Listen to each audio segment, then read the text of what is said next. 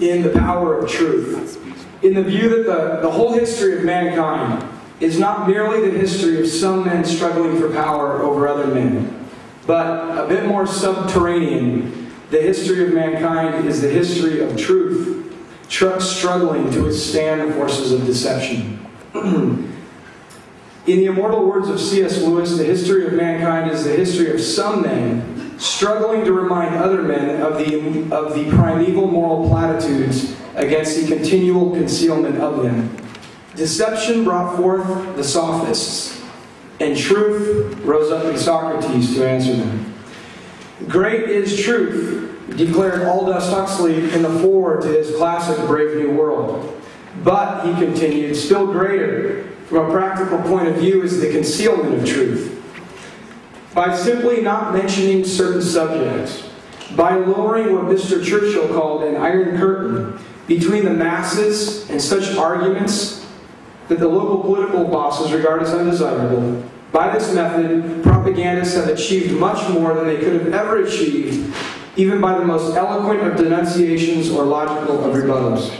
It is the effort of this next talk to tear the iron curtain that presently exists between the homosexual political movement and normal, everyday Americans. It is due time that the truth about this issue finally may be made plain.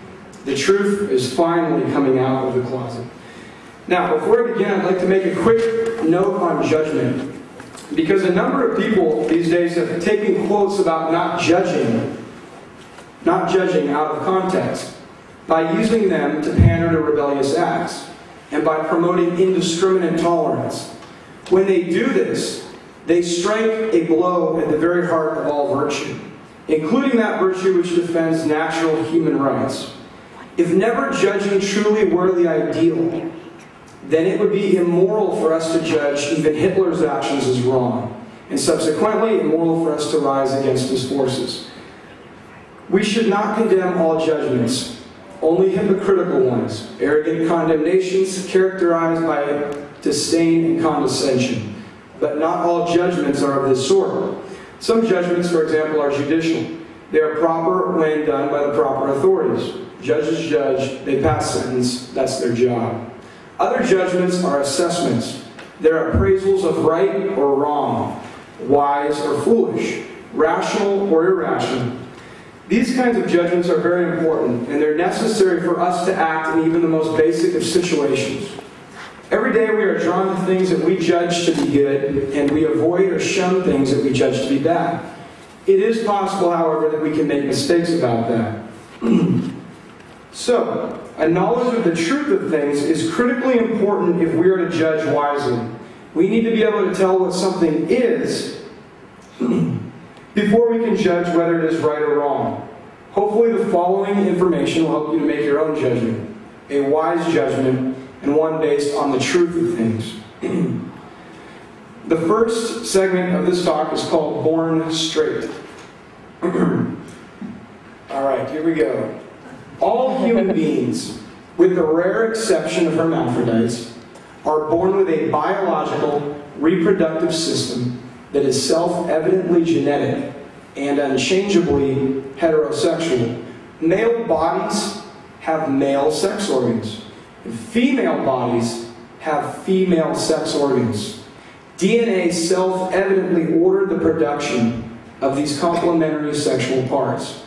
And the only reason that human bodies have sexual feelings at all are because of the chemical and hormonal processes that are rooted in this procreative heterosexual design. By definition, all homosexuals have male sex organs, designed by nature to fit the sex organs of females, not other males. Therefore, if some men develop sexual desires for other men rather than for women, it's clear that however they develop those desires, they're contrary to their natural physical provision. Just think, wouldn't we consider it unnatural if someone had perfectly healthy, fully functioning eyes but couldn't see, or perfectly healthy, fully functioning ears but could not hear? It would be maybe something psychological, but not biological. Everything's working fine.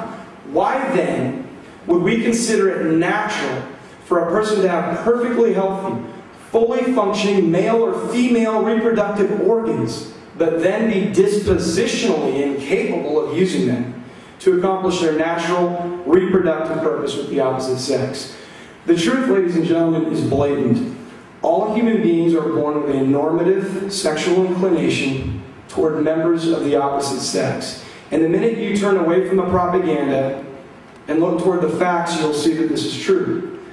World-renowned sexual psychologists and the premier sexual psychologists of the last 50 years, Masters and Johnson, agree when they state, when dealing with problems of sexual preference, it is vital that all healthcare professionals bear in mind that the homosexual man or woman is basically a man or woman by genetic determination and is homosexually oriented by learned preference. Masters and Johnson, Homosexuality in Perspective, from the Little Brown Company in Boston. John DeCecco is the editor of the Journal of Homosexuality and a professor of psychology at San Francisco State University. And he's a homosexual himself. He states that the move towards biologizing homosexuality isn't the result of a scientific consensus, but a political consensus by those who are eager to label people gay or straight. Homosexuality, he says, is a behavior, not a condition, and something that some people can and do change. A prominent lesbian, Dr. Camille Paglia, states, homosexuality is not normal. On the contrary, it is a challenge to the norm. Nature exists whether academics like it or not, and in nature, procreation is the single relentless rule. No one is born gay. The idea is ridiculous. Homosexuality is an adaptation, not an inborn trait. That comes from her book, Vamps and Tramps. It was published in 1994. But paradoxically, homosexualists, homosexual political activists, reject any notion of natural law, and therefore, they also reject the associative arguments made by the experts for the human body's natural heterosexual design. But then, the homosexual political activists march straight into the lab to search tirelessly for a gay gene, in hopes that one day they will hypocritically be able to make a natural law argument of their own.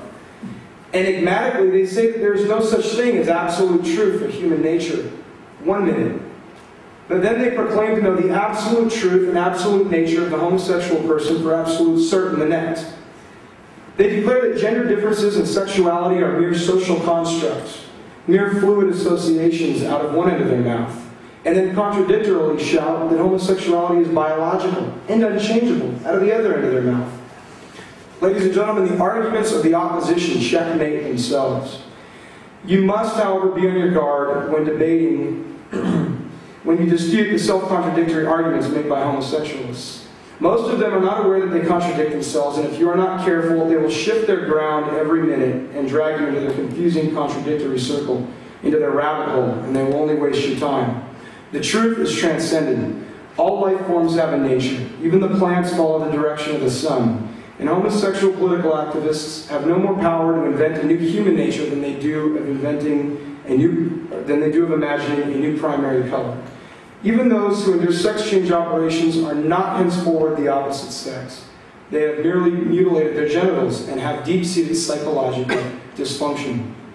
In closing, in the words of C.S. Lewis, the design of the human body is screaming to us that its two halves, the male and the female, were made to be combined together. Not simply on the sexual level, but on all levels. And when I say this, I'm not expressing a mere sentiment, but stating a fact. Just as a person is stating a fact when they say that a lock and its key are one mechanism, or that a violin and its bow are a single musical instrument, the male and female are designed to come together and function as a single organism. And for the last thing that I'd like to say on this particular issue is, cultures in which the practice of homosexuality and pederasty have become normal and widespread include the ancient Greek culture, the ancient Roman culture. 14 of the first 15 Roman emperors engaged in homosexual behavior. Tuscany and northern Italian culture during the Renaissance. Aztec culture prior to the Spanish conquest of Mexico. Pre-modern Japan from the medieval period until the end of the 19th century before the Meiji Restoration. And there are more, many more. Egypt, Persia, Carthage, Babylon, Assyria were all steeped in pederastic tradition. And in the ancient empires of the Mongols, Tartars, Huns, Teutons, Celts, Incas, Aztecs, Mayans, Nubians, Mings, Canaanites, Sumerians, and Zulus likewise celebrated homosexuality. Homosexual behavior was endemic amongst the ancient followers of Baal. In Tahiti, there were special divinities for homosexual worship. Obviously, the search for a gay gene or other biological explanation for homosexual desires reveals a deep ignorance of history. The homosexual political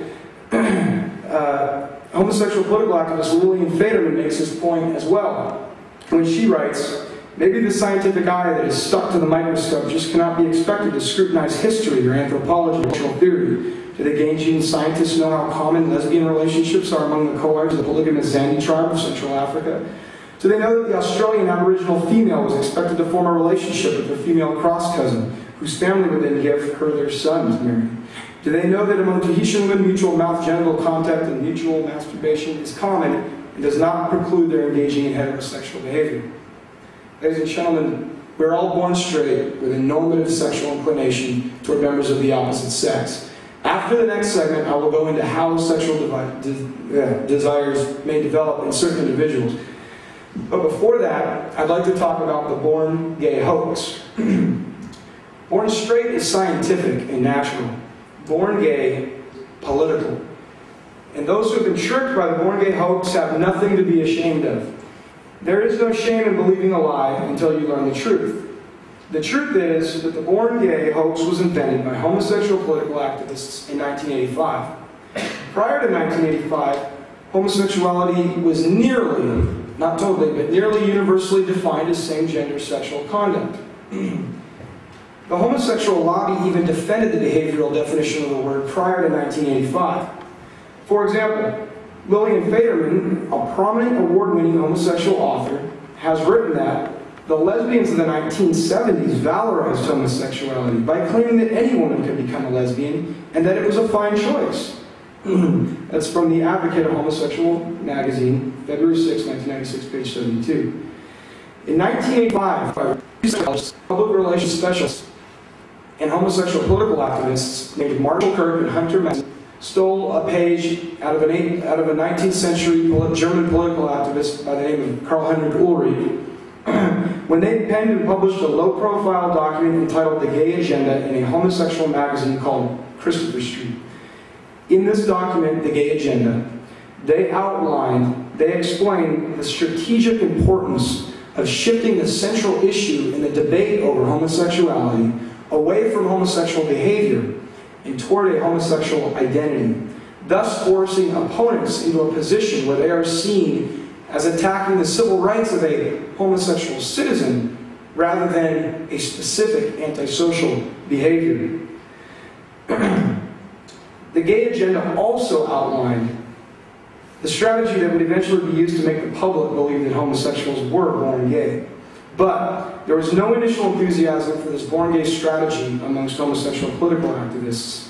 In fact, many activists consider the proposed strategy deceitful and degrading. But these initial reservations would not hold for long, because in 1986, homosexual political activists lost Bowers v. Hardwick, the United States Supreme Court case which upheld the rights of individual states to criminalize sodomy. Homosexualists lost big in Bowers v. Hardwick, but they did not lose completely. The loss left homosexual political activists from all sides of the political spectrum desperate and galvanized, with just one last opportunity to decriminalize sodomy.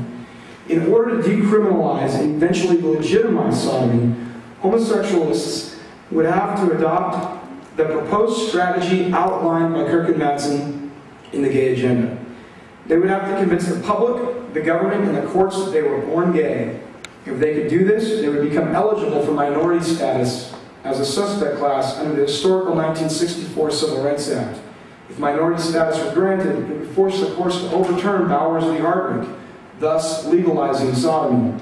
It must be noted that the Civil Rights Act recognizes minority status only for those groups who have suffered a long history of discrimination, A. 2, are powerless to help themselves as a community, and D, are are born that way. The legalization of sodomy by way of minority status is the secret to understanding why homosexual political activists have insisted that homosexuals are born gay. Sorry. The born gay hoax was born, and subsequently in 1988 a war conference of 175 leading homosexual political activists representing organizations from every part of the United States convened in Warrenton, Virginia. The purpose of this conference, according to Marshall Kirk and Hunter Madsen in their 1989 book, After the Ball, was to adopt an official agenda for the gay movement. At this war conference, homosexuals adopted the proposed strategy outlined in the gay agenda. In this deliberately deceitful agenda for America, Kirk and Madsen stated that they intended to get tough on straights. They continue to say it's time to learn from Madison Avenue and to roll out the big guns. We're talking about propaganda. Kirk and Madsen explained the central tenet of their deceptive strategy on page 184 of their book, After the Ball. The public should be persuaded that gays are victims of circumstance and that they no more chose their sexual orientation than they did, say, their height, skin color, talents, or limitations. We argue that for all practical purposes, gays should be considered to have been born gay, even though sexual orientation for most humans seems to be the product of a complex interaction between innate predispositions and environmental factors during childhood and adolescence. Deception could not have been exemplified more blatantly. Kirk and Madsen published a self-admitted proposal to lie for political purposes by way of propaganda. Below I provided several quotations and examples, or next I'll provide several quotations and examples of other homosexual political activists openly admitting that the born gay political movement was a total lie, contrived and carried out for specific political ends. Again, Dr. Lillian Federman, who won the Monet Horowitz Award from the homosexual activist group Lambda Literary Foundation, states, "And we continue to demand rights, ignoring the fact that human sexuality is fluid and flexible, acting as though we are all stuck in our category forever." She later states, "The narrow categories of identity politics are obviously deceptive. It's obvious that Dr. Federman also sees a political threat by the truth, by the fluidity of sexuality. I must confess that I am both elated and terrified by the possibility of a bisexual moment. I am elated because I truly believe that bisexuality is a natural human condition." So I disagree with her on that point, but the fact that she's admitting the born gay hoax. And the next statement that she makes about 2/3 of lesbians who, in multiple studies, are shown to also sleep with men. And this is what she says. "But I'm much less happy when I think the possibility of huge numbers of homosexuals, 2/3 of women who identify as lesbians, for example, running off to explore the heterosexual side of their bisexual potential, and as a result, decimating our political ranks." Later she writes, "The concept of gay and lesbian identity may be nothing but a social construct, but it has been crucial in enabling us to become a political movement and demand the rights that are due to us as a minority. What becomes of our political movement if we openly acknowledge that sexuality is flexible and fluid? That gay and lesbian does not signify people, but rather a sometime behavior." The Advocate, homosexual newspaper, September 5th, 1995, page 43. Dr. John DeCecco, again, is a homosexual psychologist, and he called himself gay but insists that such attractions are a changeable preference, not an orientation. He explains in his book, if you seduce a straight person, you can make them gay, that the whole born gay immutable characteristic idea is just gay and lesbian politics, and is aimed at achieving what is called gay rights. Dr. Vera Wisman writes in her book, Queer by Choice, Lesbians, Gay Men, and the Politics of Identity, "The political dangers of a choice discourse go beyond the simple, if controversial, notion that some people genuinely choose their homosexuality. Indeed, my conclusions question some of the fundamental bases upon which the gay and lesbian rights movement has been built. If we cannot make political claims based on an essential, in other words, biological, foundation, do we have a viable politics? Are we not left once again as individual deviants?" Queer by Choice, Lesbians, Gay Men, and the Politics of Identity by Dr. Vera Wisman. Lesbian writer Jenny Ruby admits, "I don't think lesbians are born, I think they are made. The gay rights movement has, for many good practical reasons, adopted largely an identity politics." That's from Off Our Backs, October 1996, page 22. Dr. Jan Clausen is a lesbian author, and in her book, Apples and Oranges, she irritably writes, "What's got to stop is the rigging of history to make the either-or look permanent and universal.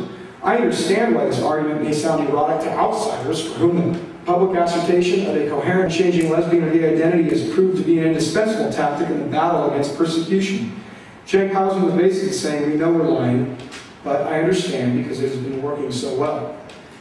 Later in Clausen's book, Apples and Oranges, she quotes lesbian poet Audre Lorde, who also admits the lies associated with the born gay hoax, when she writes, "I do not believe all our wants have made all our lives holy." Allow lesbians Lynn Harn and Elaine Miller to demonstrate their feelings regarding the born gay hoax. There's nothing natural in lesbianism. It's a positive choice, and a political one.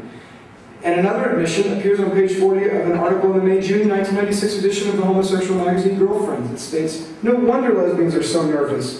What makes the lesbian movement so strong is a formation of a collective identity, unified behind sexual orientation as a category. If bisexuality undoes that, it kicks the lesbian movement where it really hurts, in the heart and soul of identity politics." The National Center for Lesbian Rights is one of the homosexual activist organizations that pressured the American Psychiatric Association to reject homosexual reparative therapy. They claim that homosexuality is innate and unchangeable.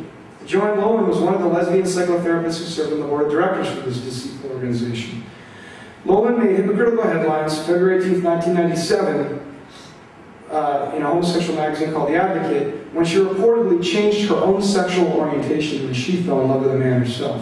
What's worse, Kate Kendall, the actual director of this dishonest organization, who hooted and hollered that sexual orientation was fixed, innate, and unchangeable, and commanded the APA to halt all forms of homoerotic and homosexual reparative therapies for people looking to get help. She actually wrote an article for Frontier magazine arguing that sexual orientation is fluid, not fixed. These political activists have the nerve to go to the APA and deceptively argue that homosexual reparative therapy was the dangerous equivalent of pouring bleach on a dark person's skin to make them lighter. And then, one of these professionals went right out and changed her own sexual orientation. And the other wrote an article arguing that sexuality is changeable. These phonies, they're akin to the characters of an old children's story that I once read, where a guy's looking for a job and the zoo's hiring, and I guess their monkey died, so they give him a gorilla suit and tell him to dress up and pretend he's a monkey, so the zoo guests don't get mad and think they got screwed. So he gets in his monkey suit and he starts eating peanuts. The crowd likes it. He starts swinging from this vine, and the crowd likes it, so he swings higher. He's having fun, and pretty soon he gets swinging higher and higher, and pretty soon the vine breaks, and he swings up and out into the lion's den. And a lion that looks really hungry is just 10 feet away. And he starts screaming, "Oh no, I'm not a real monkey, get me out of here." And before a few seconds pass, the lion pounces on the man. And he says, "Will you shut up, you're going to get us both fired." So, homosexuals, as evidenced by their own articles, talk about the born gay hoax and the realities of sexual choice regularly amongst themselves. So by 1986, the born gay hoax had been born and was growing fast, and the resulting public relations campaign confused millions of people around the world into accepting a perilously consequential sexual behavior as an unchangeable identity. Homosexualists capitalized on multiple gorilla and lion studies to confuse the public, and here are the two most cited.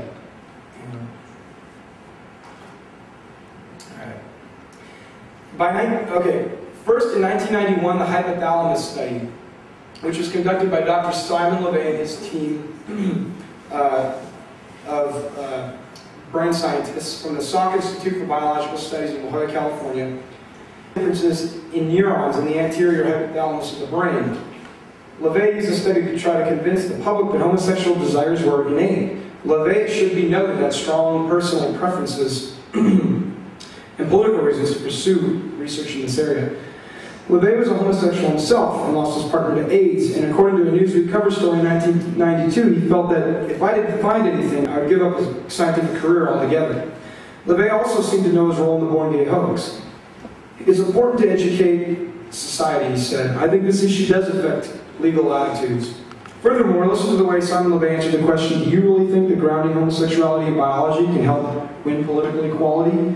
LeVay, all the civil rights legislation passed in the 60s was based on the knowledge that there is a genetic and immutable difference between blacks and whites. Of course, blacks are still discriminated against, but the legal advances they've made are based on those genetic differences. And I think that is a major stumbling block for us gaining the same protections as those other groups. LeVay's manufactured hypothalamus study received widespread media attention, and as a result, catapulted the born gay hoax into prominence.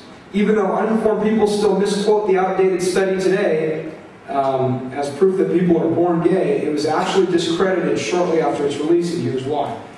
Number one, LeVay compared 19 brains of homosexuals who died of AIDS with 13 brains of men whose sexual orientation he did not know. Therefore, it is impossible to draw any conclusion from his study. Although LeVay argued that a smaller hypothalamus caused homosexual desires, some of the gays had a hypothalamus that was larger than the average size of the heterosexual hypothalamus. And some of the heterosexuals had a hypothalamus smaller than the supposed homosexuals. So some of this homosexuals should have been heterosexual and vice versa. The results of the hypothalamus study are not repeatable. And lastly, Simon LeVay himself admitted that the study was inconclusive in 2001. It's important to stress what I didn't find. I did not prove that homosexuality is genetic or find a genetic cause for being gay. I didn't show that gay men are born that way, the most common mistake people make when interpreting my work. Nor did I locate a gay center in the brain. LeVay's study confuses the public so bad that I still hear people misquote it today. Hopefully the truth will finally set the record straight. The next and probably most influential study reported a gay gene, and was conducted in 1993 by another man who just happened to be a homosexual, Dr. Dean Hammer, and his team of geneticists from the National Cancer Institute. Dr. Dean Hammer and his colleagues reported a gene for homosexuality and that seemed to be maternally or motherly linked and found on the XQ28 stretch of the X chromosome. Immediately after the Hammer study was published, a media explosion ensued. But like the hypothalamus study before it, Hammer's study was eventually discredited as both biased and corrupt. Yeah. Anyway, eventually, he was charged with research improprieties by the Office for Research Integrity, and in April of 1999, George Rice and George Ebers, who are both neurogeneticists from the University of Western Ontario, completely discredited Hammer's fraudulent engaging study when they published a review of the study in Science magazine. And they found that Hammer's study did not support an X-linked gene underlying male homosexuality. They found that the gay brothers looked at by the Hammer group were no more likely to share the XQ28 markers than would be expected by chance. These results officially sound the death knell for Hammer's deceptive study. So, this guy was charged with research improprieties for deceitfully excluding pairs of brothers who contradicted his findings. Some once believed that a gay gene would be found hiding amidst other chromosomes that would eventually be analyzed by. However, according to the National Center for Biotechnology, information neither not for the X nor the Y chromosome contains any. Lastly, all sexual desires or behavior have crumbled under the scrutiny of peer review. Homosexual desires are not genetic, and there is no scientific evidence which shows they are.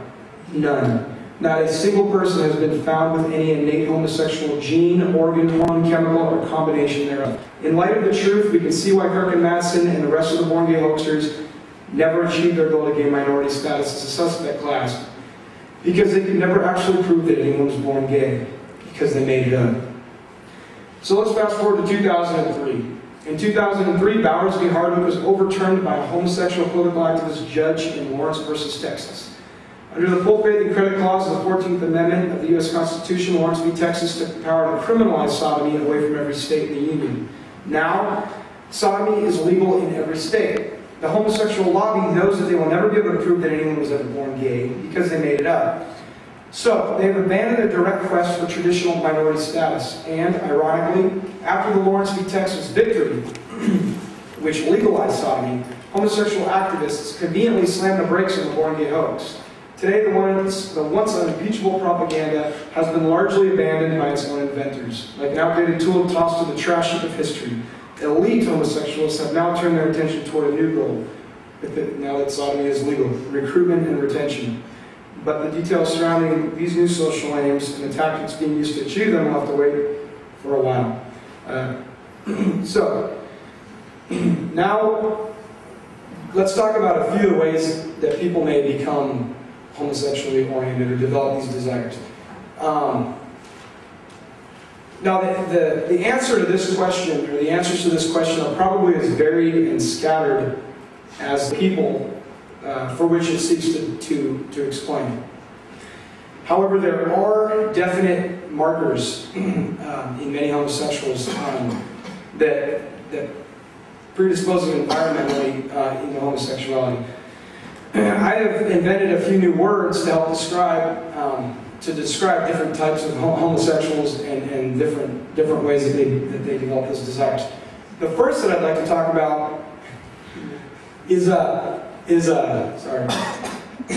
heterophobic homosexuality.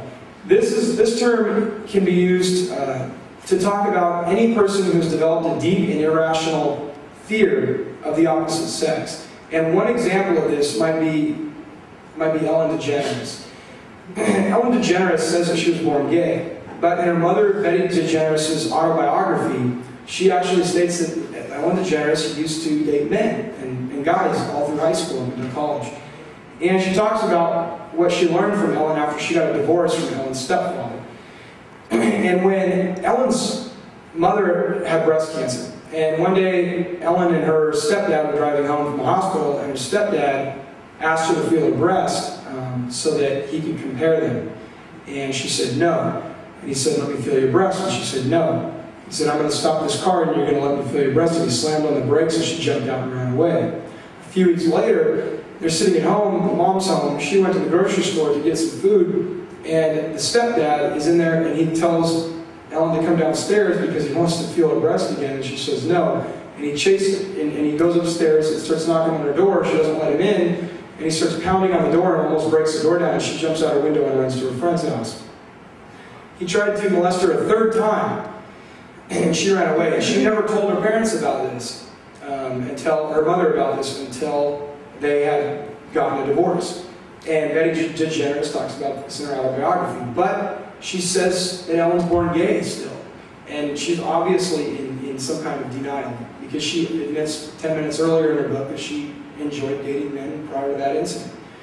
So, heterophobic homosexuality is a fear that may develop or arise because of molestation, bad relationships, those types of things. And the next form would be hetero-repugnant homosexuality. And these are people that have developed a hatred or prejudicial view of the opposite sex. For example, the Greeks. The Greeks thought women were below them. They thought they were there just to mate with. That was it. And many of them therefore turned to homosexuality, and they have this male honor thing in their military, and so they therefore engage in homosexual behavior. And today many feminist factions hate men.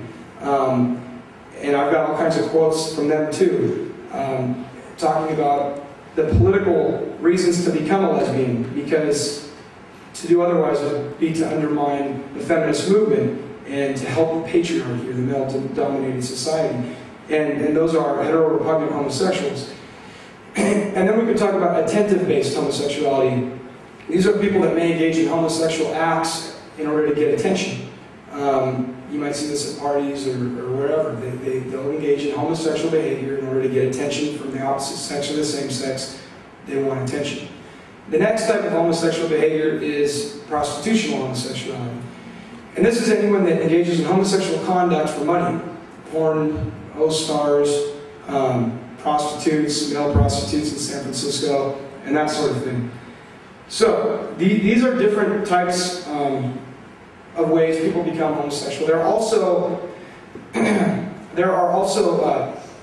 a moderate degree of parent-to-child transmission of homosexuality. Many studies show that children who are raised by gay and lesbian parents are 76% more likely to end up homosexual than are children raised by heterosexual parents. And for this reason, it's important, because homosexual behavior is dangerous, to keep children from those households, and also because those relationships rarely last, which I'll talk about later in homosexual promiscuity section.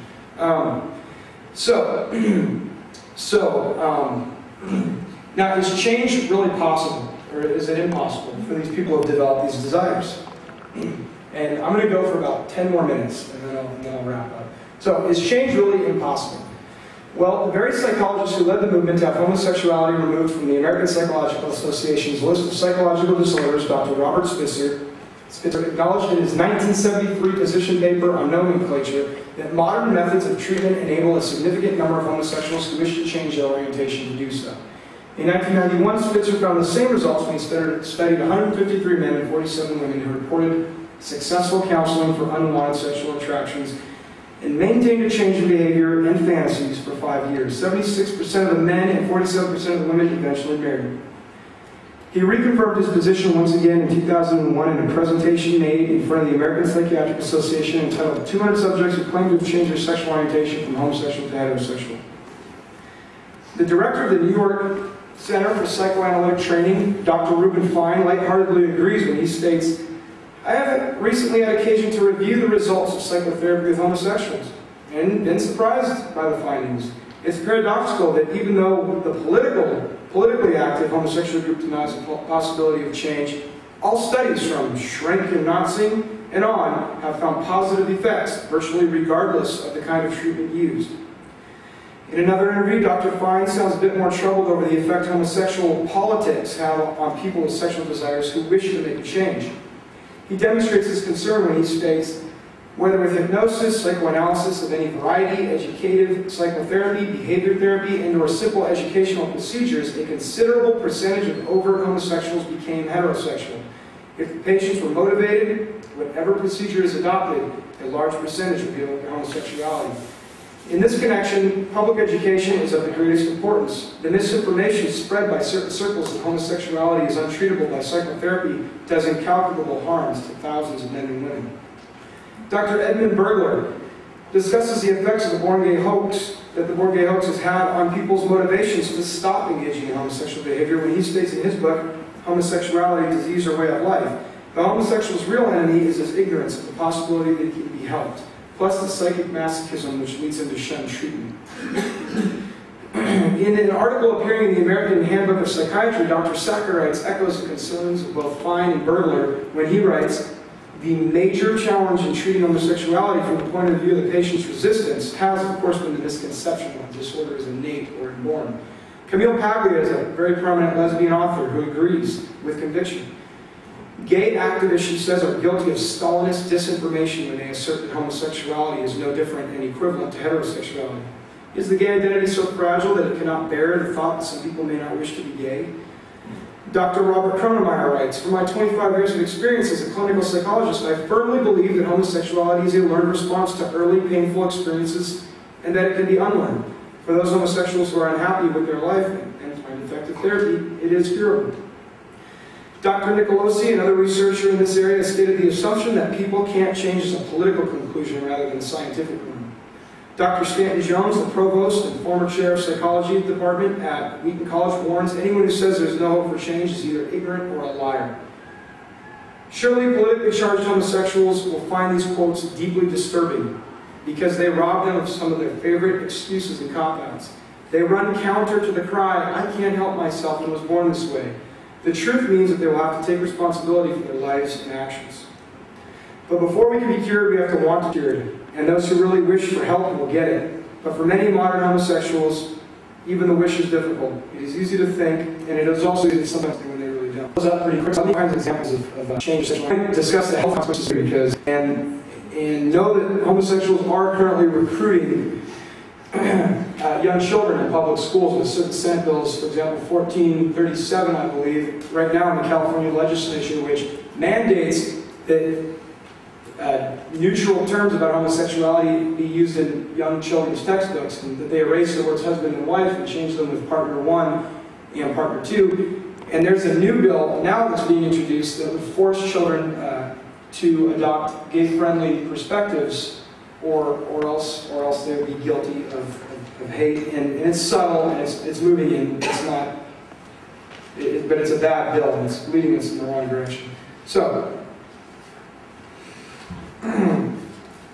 caution: homosexual behavior is dangerous. And it is never in bad taste to tell people the truth when it matters, and that's what friends do. That's what Senator Rick Santorum said about this subject. For the last 30 years, studies have appeared in peer-reviewed medical journals the world over warning of the diseases, and in many cases, epidemics associated with the homosexual lifestyle. I've collected a small fraction and recorded them, and I'm going to tell them to you in this speech. Okay. Now, first of all, ideological activists know that when a statistic is presented alone, it is fragile, and its credibility can be effectively attacked by organized public relations campaigns. But the following argument does not depend on any single statistic alone. The following argument is an ever-growing blizzard of diverse statistics from diverse sources, statistics which are like snowflakes. A single snowflake is one of the most fragile things in the whole world. But if enough snowflakes stick together, they have the power to stop traffic. The same is true for statistics. So, first of all, a biological note on homosexuality. Science is immune to political ideology. And sperm, according to science, is an immunosuppressant.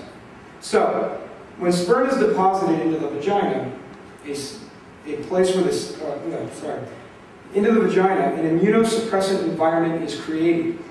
This environment, in which the immune system is suppressed, allows sperm to enter the woman's body without being attacked by her immune system. When sperm is deposited into the rectum, a place where the skin is thin and easily torn, the sperm will likewise suppress the immune system in the rectum. Sperm therefore support and encourage the spread of disease in the rectum. It is as if for an instant, while the sperm suppresses the immune system, the diseases are given a free VIP pass into the body. Furthermore, condoms don't change the fact that the skin in the rectum is thin and easily torn. When open sores come into contact with fecal matter, the result is nothing less than a parade of infections and/or diseases. The pervasive nature inherent in the act of anal intercourse causes the cracking and fissuring of tissues. The cracked skin becomes an open sore and then comes into contact with fecal matter.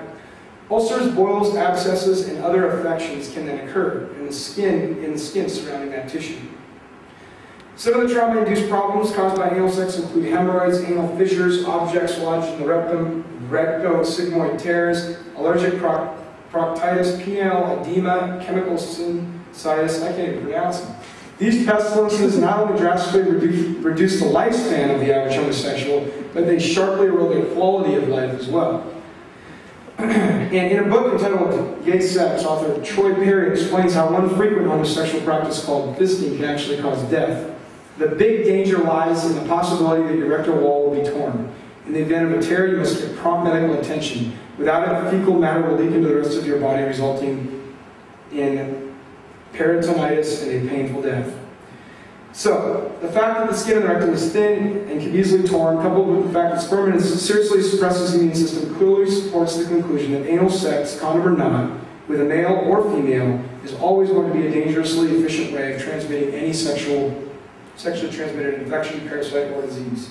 So, now, health is not valued until sickness comes. And the consequences associated with homosexual behavior are profound. In 1996, the American Psychiatric, which was a long time ago, and a third of my statistics come from between 20 and 30 years ago, a third come from between 10 and 20 years ago, and a third come from the last 10 years. That way you can know that over the last 30 years, these health problems have been consistent. So in 1996, the American Psychiatric Association found that 3 out of every 10 men who begin engaging in homosexual behavior at 20 will be dead, mostly due to sexually transmitted diseases by their 30th birthday. According to the Centers for Disease Control, the risk of being infected with HIV/AIDS is 1,000 times greater for a homosexual man than it is for a heterosexual man. Homosexuals make up only between 1 and 4% of the U.S. population, depending on where you're at. But a shockingly disproportionate 67% of all men and 54% of all people living with AIDS in the United States are homosexual males. So 54%, they make up 1 to 4% of the population, depending on where you live, yet they make up 54% of all people with AIDS. Something is seriously wrong with those numbers. And younger homosexuals between the ages of 15 and 19 are at the most extreme risk for HIV. According to an article which appeared on page 41 of the March 24th edition of homosexual magazine, The Advocate, said that younger homosexuals are contracting the diseases from older gay men.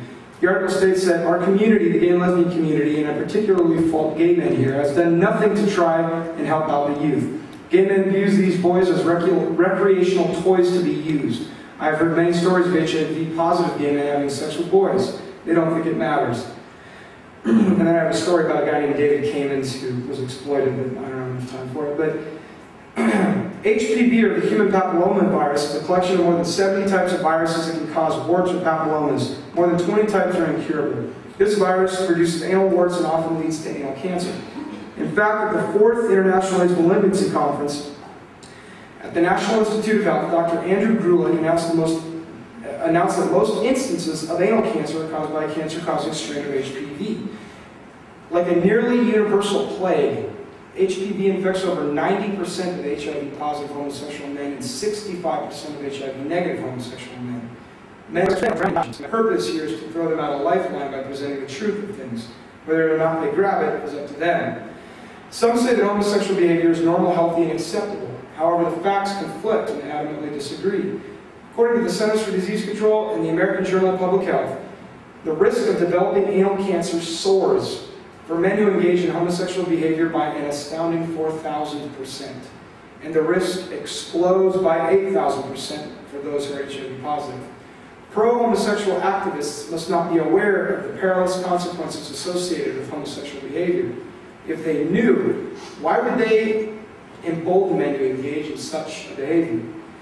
We demonstrate respect for our friends and family when we ask them to drive safely, when we express to them that we care about their well-being. That is how to demonstrate respect. Laissez-faire acceptance of behaviors that are statistically more dangerous than base jumping off short buildings does not show respect at all. It reveals neglect. Laissez-faire acceptance shows that a person can care less. Gonorrhea is an inflammatory disease usually found in the genital tract, but recently has been found at record levels in both the rectum and throat. It can be easily treated with antibiotics. However, according to the Centers for Disease Control, 50% of those infected with gonorrhea never show signs or symptoms.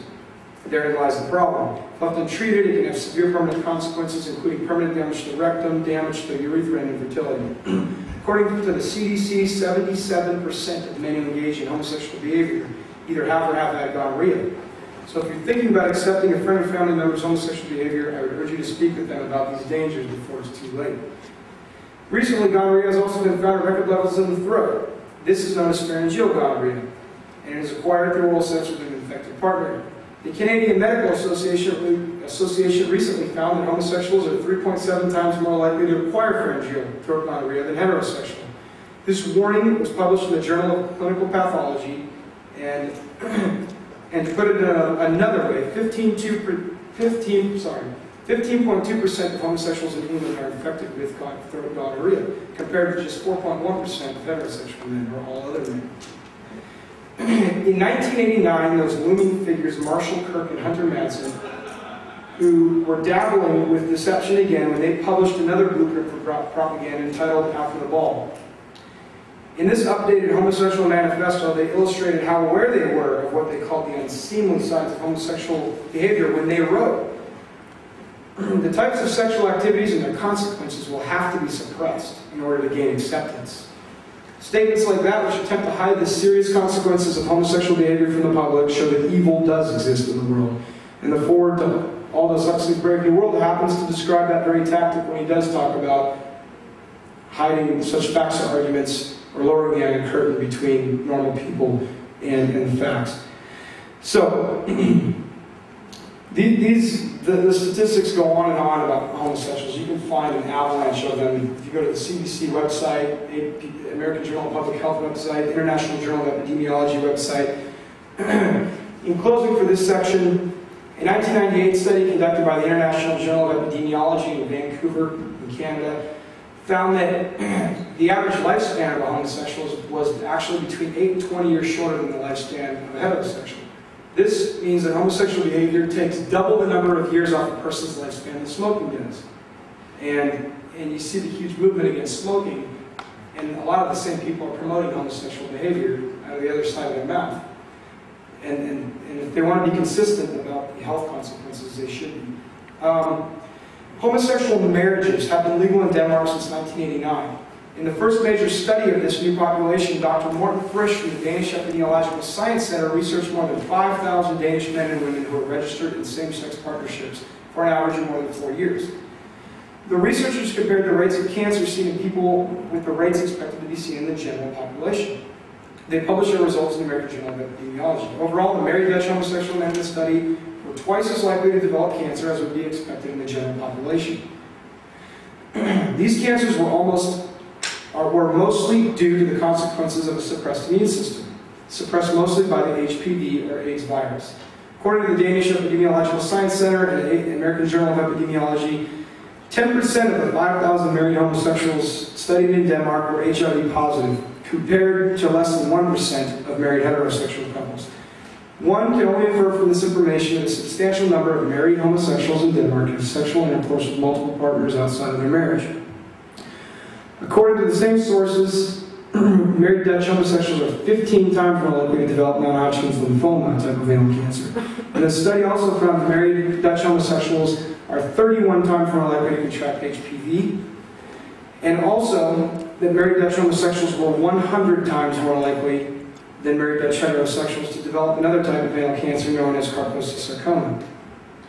So, the study also recognizes that these numbers may only be the tip of the iceberg, because the average age of the subjects in this study was only 38, and that is younger than most cancers become common. And according to the same source, the average length of a homosexual relationship in Denmark is only 1.5 years. So the relationships are not lasting. Because of the harmful physical effects associated with the practice of homosexuality, we as a people have both vested interest in and a moral obligation to communicate to the next generation the truth about homosexuality. So, female homosexual health, lesbian health. And after this, I think I'm going to wrap it up over time. Sorry. The perilous consequences associated with the male homosexual lifestyle only half the equation. We must also examine female homosexuality. The female body is set up and designed specifically to bear children, and when a woman does not utilize her reproductive organs by becoming pregnant and bearing a child, the risk of developing various cancers associated with the reproductive organs soared. In 1999, the Institute of Medicine and Arm the National Academy of Sciences found that various studies on female homosexual health suggest that certain cancer risk factors occur with greater frequency in the lesbian population. According to the American Medical Association, the female homosexual community suffers from the highest incidence of breast cancer, cervical cancer, and ovarian cancers ever recorded.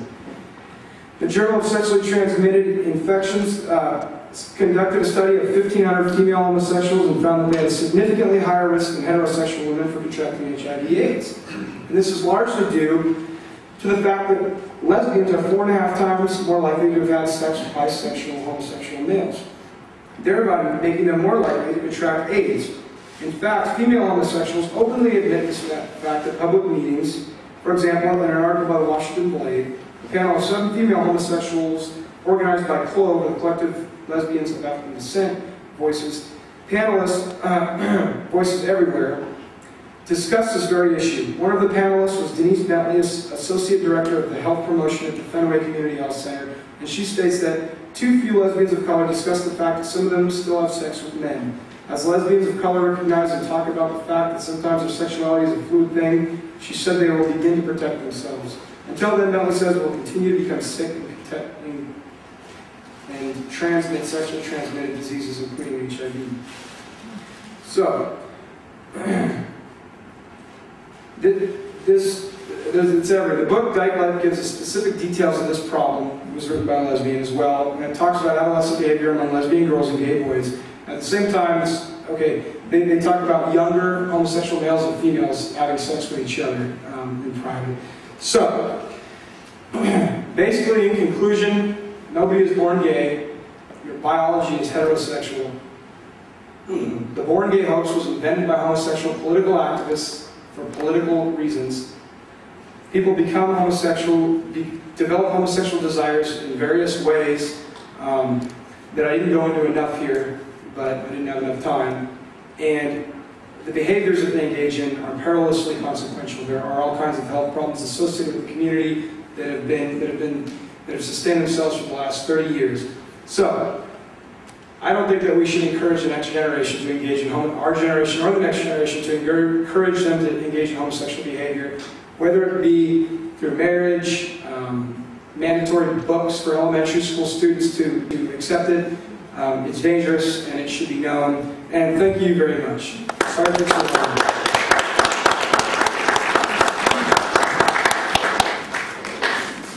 Any questions? No questions? Oh, comments? World. And in that world, we know that if there is no standard or no human nature, then there are no bases for natural rights. If there is no truth, then there are no true foundations for human rights. Mere conditioned response is all that remains, and we're merely entities that are conditioned this way or that for purposes when we're young, of which we know nothing. And inevitably, the rejection of a human nature and of a universal absolute truth is a rejection of natural rights and the rejection of freedom. There is no true foundation for freedom without truth. So this is kind of what post-secularism kind of gets into a little bit with those philosophers, but there is a human nature, and homosexuality is, in another way, the rebellion of humanity against itself. You can't go on redefining what human nature is forever without destroying any vestiges of human nature or original part of human nature. The rebellion of human nature against natural rights is a rebellion of the branches against the tree. The rebels, if they succeed, will find that they've destroyed their own basis for their own rights. And so when feminists and homosexuals talk about homosexual rights, they're redefining nature along with it. Because words carry with them in their wake an entire intricate narrative of society's future, if you allow them to. They carry with them all kinds of uncritical assumptions, which if we take at face value, will lead us in a whole other way. For example, words like homophobic homosexuality would lead someone to believe that, oh, well, they became homosexual because they're afraid because something happened to them when they're young. But if you just use the word homosexual, that implies now that they were born that way. So these different words carry with them different assumptions. And when you begin to talk about civil or natural rights in the same sentence as homosexuals, and that homosexuals deserve natural rights, you're rejecting all forms of human nature. And you're reinventing human nature however you see fit, and it's completely arbitrary. And when arbitrary people begin to define human nature and natural rights in arbitrary ways, this leads to exploitation and abuse, because there are no natural rights without human nature. That is the foundation for them. Are you correct in assuming that your major issue everything is the health risk people? Well, number one, technology. If that wasn't an issue, let's say, might still build it. Relationship. And furthermore, is to okay for just understand practical important. No. And It hasn't affected everyone.